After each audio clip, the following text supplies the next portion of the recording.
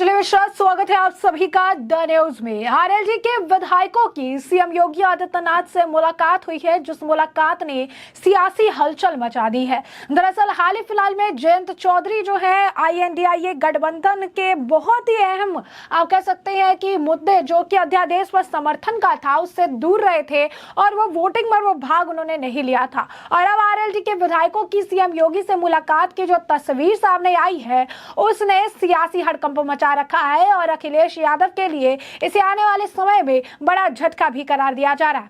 आखिर क्या है पूरा माजरा, क्यों हुई है आरएलडी के साथ इनकी मुलाकात, क्या आरएलडी शामिल हो जाएगी क्या पार्ट एनडीए की, ये सब आपको इसमें पता चलेगा। तो आपको बता दें कि देश में अगले साल होने वाले लोकसभा चुनाव से पहले एक बार फिर यूपी की सियासत करवट ले रही है।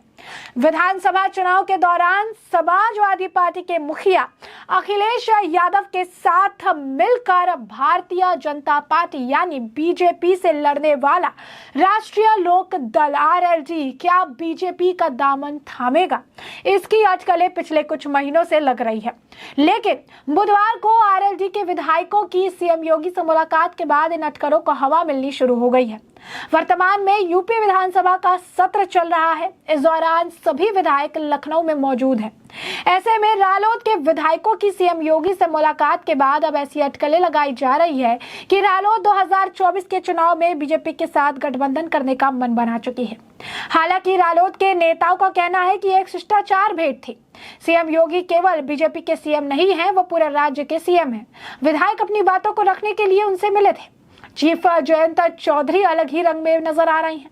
पिछले दिनों जयंत के 2 ट्वीट्स काफी चर्चा में थे और इनको अखिलेश जयंत के गठबंधन से जोड़कर भी देखा जा रहा था।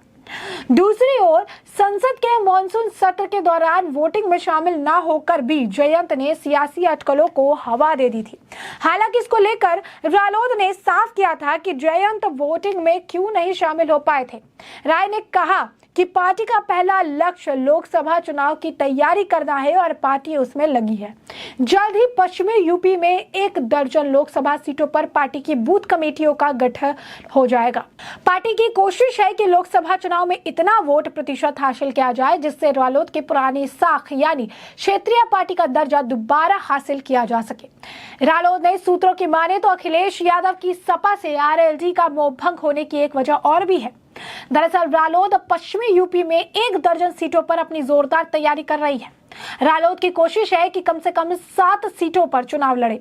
रालोद के सूत्रों के मुताबिक क्षेत्रीय पार्टी का दर्जा दोबारा पाने के लिए रालोद को कम से कम 4 लोकसभा सीटों पर जीत हासिल करनी होगी। आरएलडी के एक वरिष्ठ नेता कहते हैं कि अखिलेश यादव ज्यादा से ज्यादा 2 सीटें देने की ही मूड में है, जबकि पार्टी करीब 7 सीटों पर अपनी तैयारी कर रही है। यदि समय रहते सपा ने यह डिमांड पूरी नहीं की तो जयंत चौधरी एनडीए की तरफ जाने का भी विचार कर सकते हैं और इसीलिए बिरयानी और खीर के बहाने की संदेश देने की कोशिश की जा रही थी। लेकिन रालोद के विधायकों की ताजा मुलाकात ने उन अटकलों को हवा दी है जो कुछ महीने पहले शुरू हुई थी। जी हाँ, बिल्कुल सही सुना आपने। इस बीच राष्ट्रीय लोकदल सदस्यों के आज प्रदेश के मुख्यमंत्री योगी आदित्यनाथ से मुलाकात को लेकर राष्ट्रीय प्रवक्ता अनिल दुबे ने बताया कि रालोद विधायकों ने प्रदेश के मुख्यमंत्री से प्रदेश में बाढ़ से हुई नुकसान का मुआवजा देने, बकाया गन्ना मूल्य का भुगतान करने, गन्ना मूल्य के वृद्धि कराने, किसानों को फ्री बिजली देने, तब त्वरित आर्थिक विकास योजना में सभी विधायकों को समान धनराशि आवंटित करने तथा अन्य क्षेत्रों की समस्याओं से अवगत जो है कराया है। यानी उनका कहना है कि एक शिष्टाचार भेंट है, लेकिन इस शिष्टाचार भेंट को लेकर बड़े कयास लगाए जा रहे हैं। बता दें आपको कि आरएलडी के 9 में से 8 जो है 8 नेताओं ने जो है मुलाकात की है योगी आदित्यनाथ से और इस मुलाकात के बाद काफी सारी बयानबाजियां तो देखने के लिए मिल रही है जो पहले भी देखने के लिए मिली थी, क्योंकि योगी आदित्यनाथ के साथ ये मुलाकात वो भी ऐसे समय पर जब आरएलडी के गठबंधन की बात निकलकर सामने आ रही है। कहा जा रहा है कि जल्द ही आरएलडी जो है एनडीए के साथ नजर आएगी। यही नहीं, आपको बता दें कि हाल ही फिलहाल में इस मामले को लेकर भी जो है बयानबाजी की गई थी। सियासी मायने इसके काफी है, कई सारी आप कह सकते हैं टाइमिंग भी ऐसी है जहां पर जयंत चौधरी एक तरफ विपक्ष के साथ वोटिंग में नहीं दिखाई देते हैं, दूसरी तरफ ये मुलाकात होने लगती है। आरएलडी के पवित्र जो प्रवक्ता है अनिल दुबे, उन्होंने कहा है कि शिष्टाचार भेंट है और हम गठबंधन जो है विपक्षी गठबंधन INDIA के साथ है। लेकिन योगी सरकार के मंत्री JPS राठौर ने यह कहा था कि अब जयंत चौधरी को सूट से लाने की तैयारी करनी चाहिए, वो केंद्रीय मंत्रिमंडल में शामिल होने के लिए तैयार हो जाए। वहीं बीजेपी सरकार के सहयोगी ओम प्रकाश राजभर ने कहा था कि देर सवेर जयंत आएंगे और ये समय बताएगा। तो साफ तौर पर अगर आप देखेंगे, क्योंकि 2024 के लोकसभा चुनाव से पहले काफी सियासी उलटफेर देखने के लिए मिल रहा है और ये अगर आप कहेंगे तो ये हर जगह ही है। महाराष्ट्र में भी आप देखिए किस तरीके से एक बड़ा खेल देखने के लिए मिला, जहां पर पहले तो उद्धव गुट टूट गया, उद्धव ठाकरे जो है टूट गया और उनसे करके महाराष्ट्र में बीजेपी काबिज हो गई और उसके बाद शरद पवार को बड़ा झटका देते हुए अजीत पवार, जो कि शुरुआत से कह रहे थे मैं गठबंधन के साथ हूं, मैं विपक्ष के साथ हूं, शरद पवार जी के साथ हूं, और उन्होंने पासा पलट दिया और वो NDA में शामिल हो गए। और यही आलम यहाँ पर देखने के लिए मिल रहा है जयंत चौधरी के मामले में भी। भले कह रहे हो कि हम अभी नहीं जो है किस तरीके का कुछ सोच रहे हैं, हम गठबंधन के साथ हैं, हमारी गठबंधन के साथ जो है लॉयल्टी है, उनका कहना है कि ये एक तरह से शिष्टाचार की भेंट थी।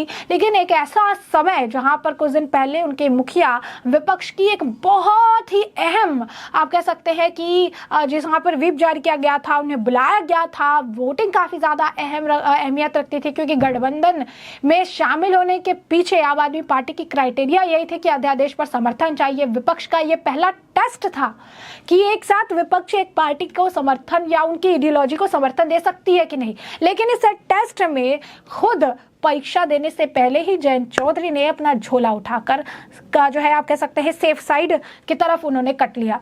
और ऐसा हम नहीं कह रहे हैं, ऐसा जयंत चौधरी जब इस वोटिंग में शामिल नहीं हुए, बाद में भले उन्होंने सफाई दी थी, उसके बाद जो है उनके तरफ से बयानबाजी आई थी। इसके बाद तरह तरह की बयानबाजी अगर आप कहेंगे तो अलग अलग पार्टी के नेताओं द्वारा कही गई थी, बीजेपी के द्वारा कही गई थी। और अब जिस तरीके से योगी आदित्यनाथ से ये मुलाकात हुई है, कहा जा रहा है कि एक बड़ा खेल अब जो है बीजेपी यूपी में भी खेलने की तैयारी कर रही है, जो सपा प्रमुख अखिलेश यादव के लिए बड़ा झटका होगा।